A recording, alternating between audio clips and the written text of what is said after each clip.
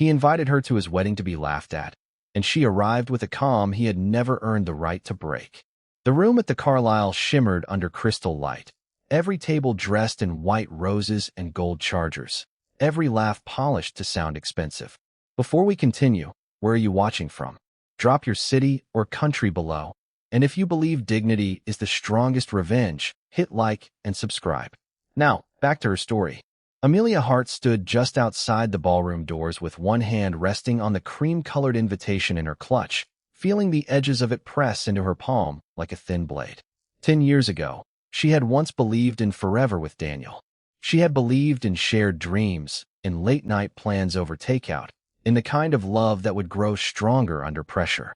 Instead, she had watched him turn every sacrifice into something he could use against her, every kindness into proof that she would always stay small if he asked her to.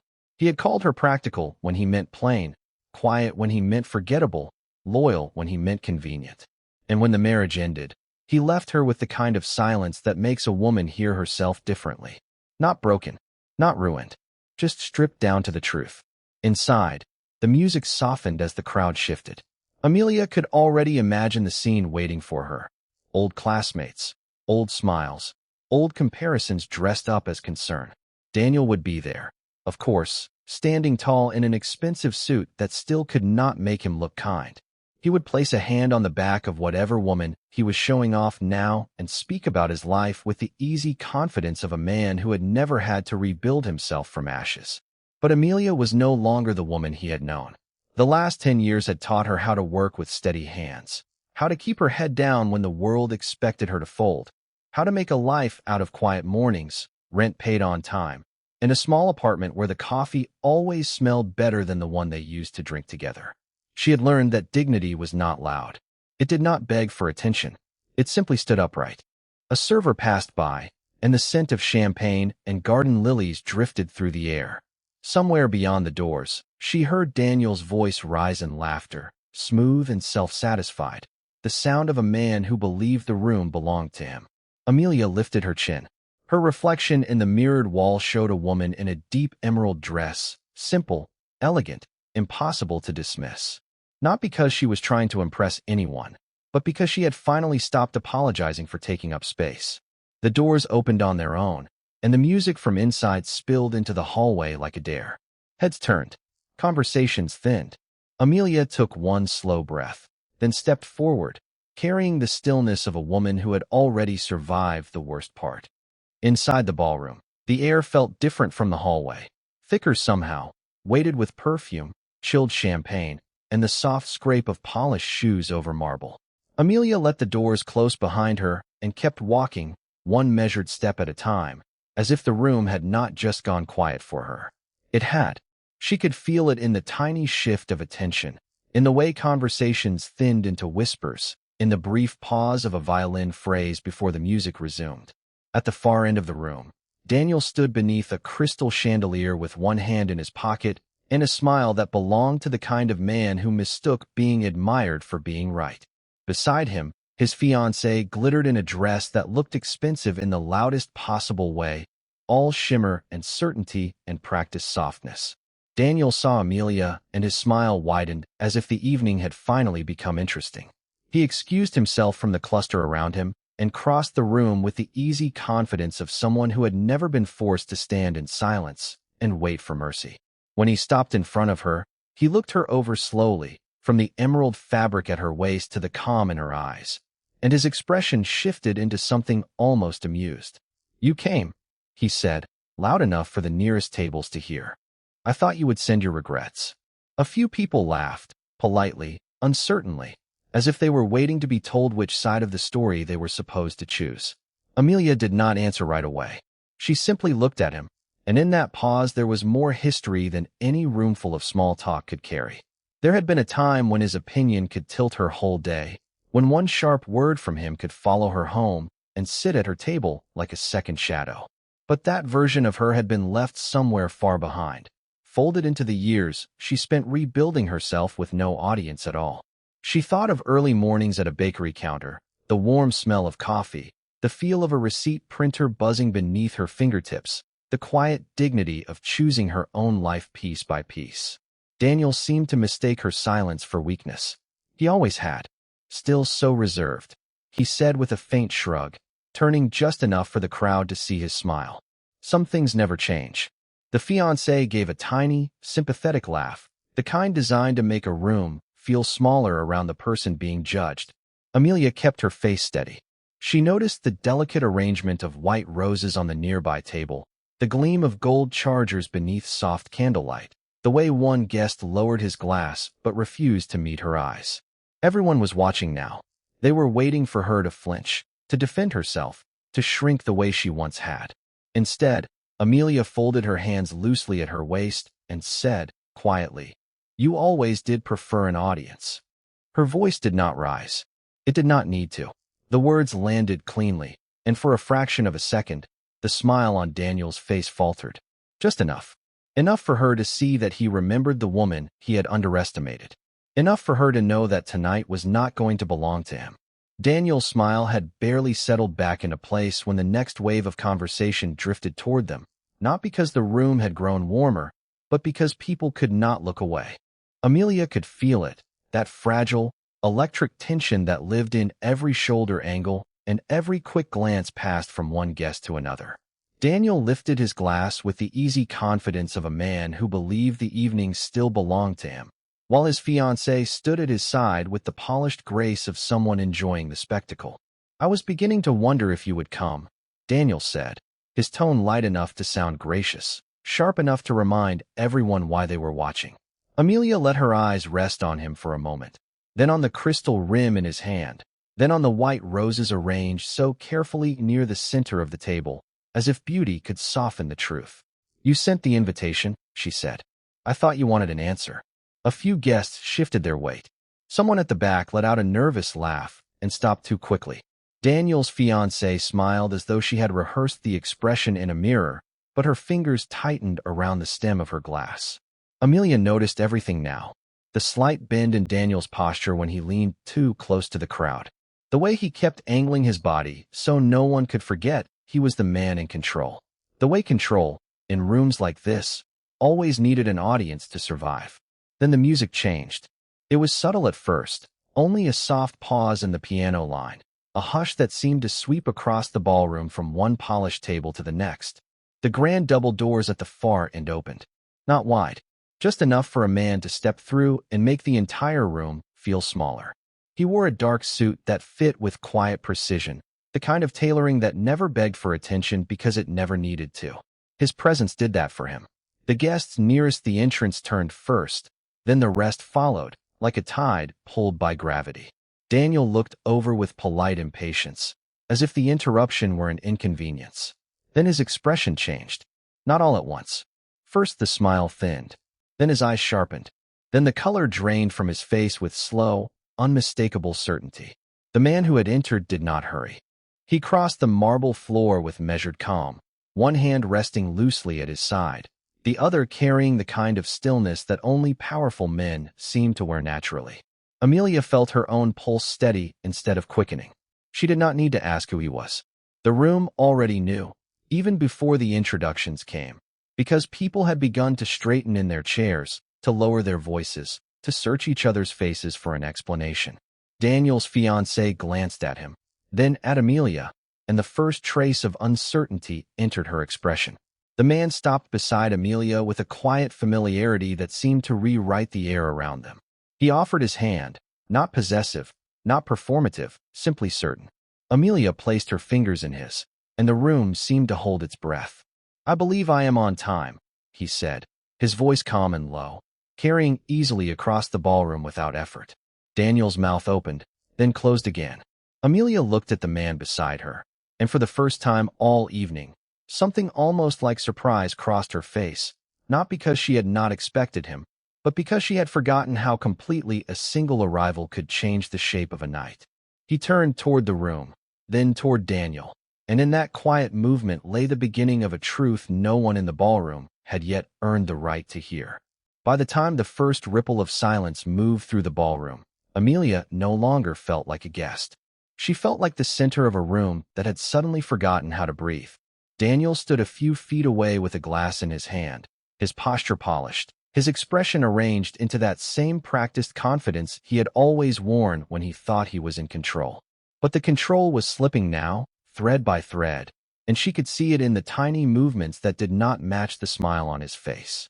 He looked at the man beside her, then at her hand resting in his, and something hard and unsettled passed through his eyes. The man at Amelia's side did not raise his voice. He did not ask for attention. He simply stood there with the quiet assurance of someone who had never needed to demand a room in order to own it. His suit was tailored, his watch understated, his presence composed in a way that made the glittering crowd seem louder by contrast. Amelia could feel the subtle shift around them as guests leaned closer, trying to place him, trying to understand why Daniel had gone so still. The woman at Daniel's side had begun to lose her certainty by degrees. Her fingers tightened around her clutch, then loosened again. She glanced at Daniel, searching his face for direction, but he had none to give her. He was looking at Amelia now as though she had become a stranger in a language he had once spoken fluently. The man beside Amelia turned slightly, just enough for the chandeliers to catch the clean line of his profile. Then, with the same calm that had unsettled the entire ballroom, he gave Daniel a small, measured nod. It was not friendly. It was not hostile either. It was something far worse for a man like Daniel. It was recognition.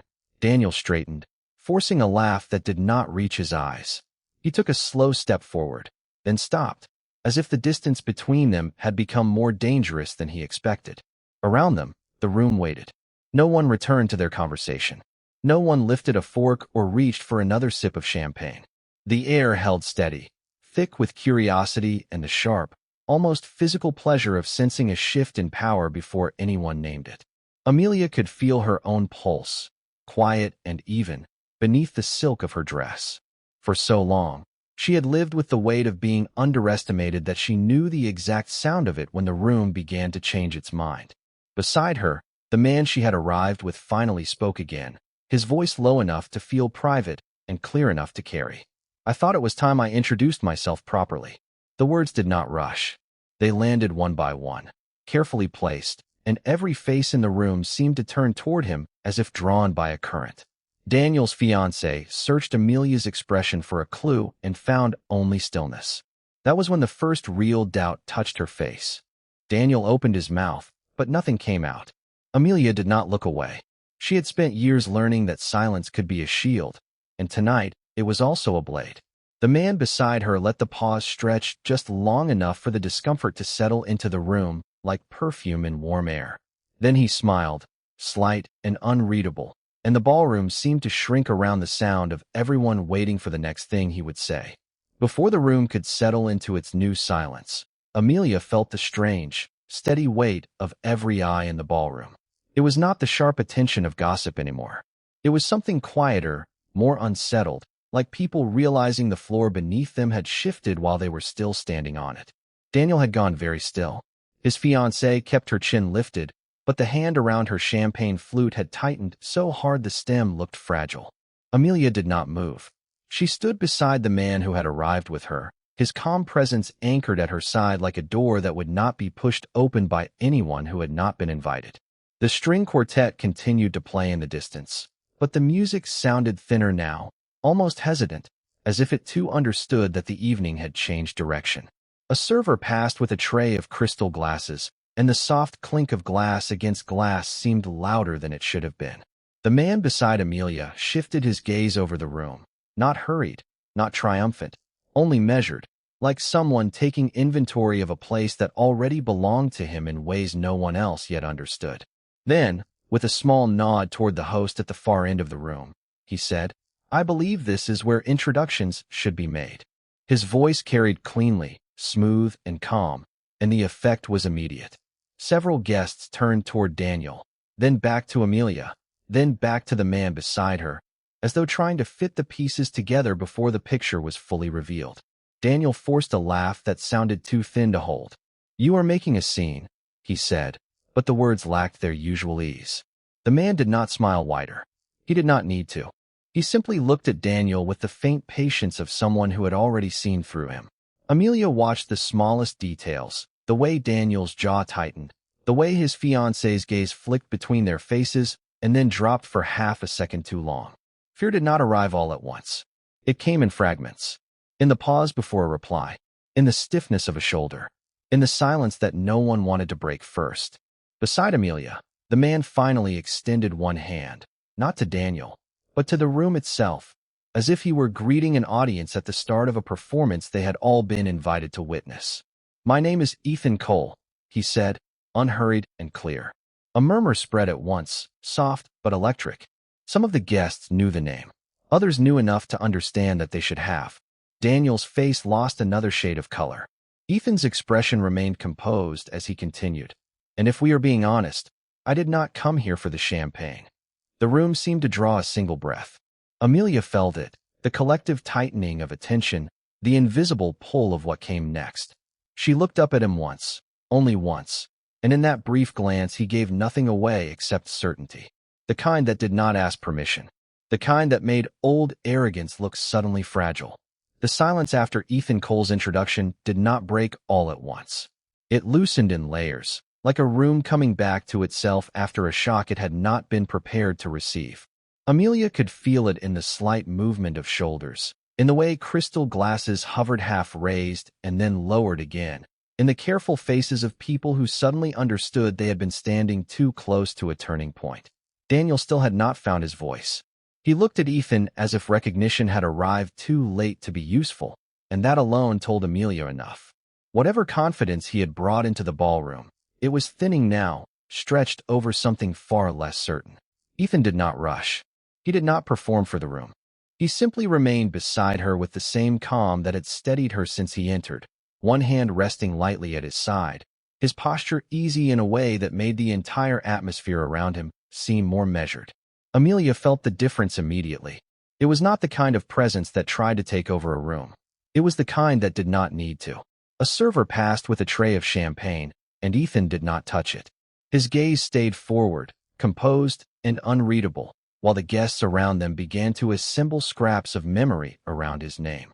One woman near the back leaned toward her companion and whispered something Amelia could not hear, but the ripple it created was almost visible. Another guest glanced from Ethan to Daniel and then quickly looked away, as if he had seen enough to know which side of the room had become unstable. Amelia kept her expression calm. She had learned, in the long months after her marriage ended, that composure was often the only thing a woman could wear that no one could steal from her. Tonight, that lesson fit like silk. Ethan finally turned slightly toward her, not enough to draw more attention. Only enough to acknowledge that the next moment belonged to them both. His voice, when he spoke, remained even. "You do not have to explain anything here," he said, his words quiet but clear enough to settle over her like a hand at the small of her back. It was the kind of sentence that made no demand, offered no rescue, and yet somehow felt more protective than anything Daniel had ever called love. Amelia's chest tightened, not with fear this time, but with the strange ache of being treated gently in a place built on performance. She had spent so many years learning how to make herself smaller for other people's comfort that standing beside a man who neither needed nor wanted her to shrink felt almost unreal. Across the ballroom, Daniel finally found his footing again, though not his dignity. He lifted his chin and let out a short laugh that tried too hard to sound easy. "I suppose introductions are in order," he said, but the words landed awkwardly, thin against the pressure in the room. His fiancée glanced at him, searching his face for the version of the night he had promised her, and found only a crack in the script. Ethan inclined his head once, polite in the way powerful men often are when they do not need to prove they are powerful. "There will be time for that," he replied. Not unkind, not warm, just final. The effect was immediate. Even Daniel seemed to understand that he was no longer controlling the tempo of the room. Amelia felt the shift settle into her bones. The old humiliation, the reflex to brace for impact, the instinct to apologize for taking up space, all of it had begun to loosen under the quiet force of a different kind of certainty. She looked at Ethan then, really looked, and saw not only the expensive restraint of his suit or the careful precision of his posture, but the steadiness behind his eyes. He had not come here to rescue her from being seen. He had come because he already saw her clearly, and that, more than any public spectacle, made Daniel's composure start to unravel. Ethan placed a hand at the small of her back, just enough to guide, not enough to claim, and led her a single step forward toward the center of the ballroom, where every conversation had begun to die out around them. The movement was small.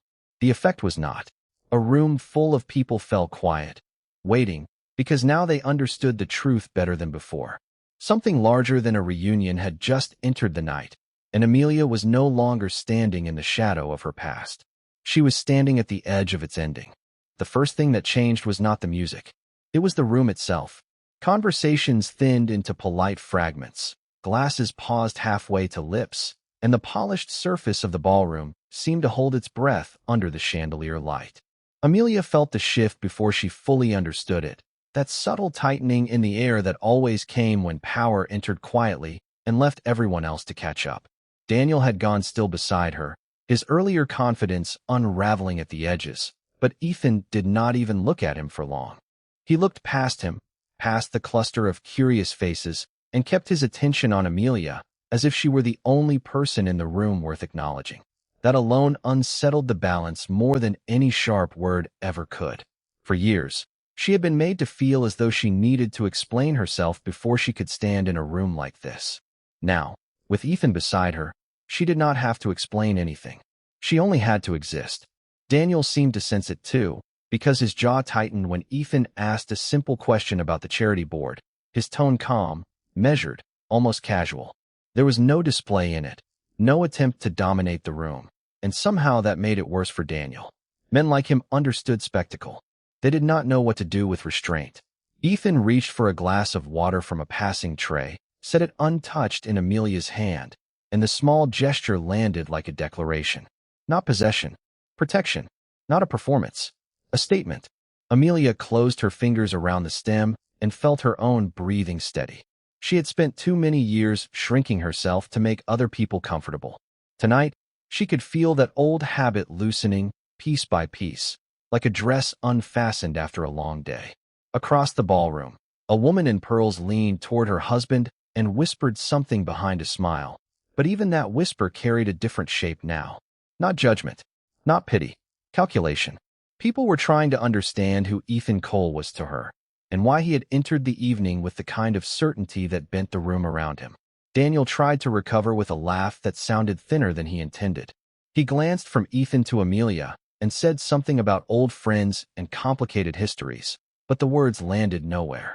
Ethan answered without raising his voice. He did not need to. Old history does not get to define the present, he said, each word placed with careful ease. It was not a threat. It was worse. It was truth spoken so cleanly that denial had nowhere to stand. Amelia watched Daniel absorb it, watched the color fade slightly from his face as he realized that the man beside her did not speak like someone asking for permission. He spoke like someone who already knew exactly where he stood. Somewhere near the piano, a server adjusted a silver tray, and the soft clink of crystal sounded far too loud. Every small noise now seemed sharpened by the silence around it. Amelia could feel eyes moving over her again, but this time the weight was different. Not the old scrutiny that had once reduced her to a story someone else preferred. This was attention edged with uncertainty, the kind that followed a reversal before anyone admitted what had changed. Ethan lowered his hand briefly to the small of her back, guiding her one careful step forward, and the movement carried more force than any public announcement. She did not flinch. She did not look away. She stood with him and let the room see that she was no longer waiting to be chosen, corrected, or dismissed. Daniel finally smiled, but it was the kind of smile that cracked under pressure. He tried to reclaim the conversation with a remark about business and appearances, yet Ethan only tilted his head slightly, as if listening to a child mistake noise for authority.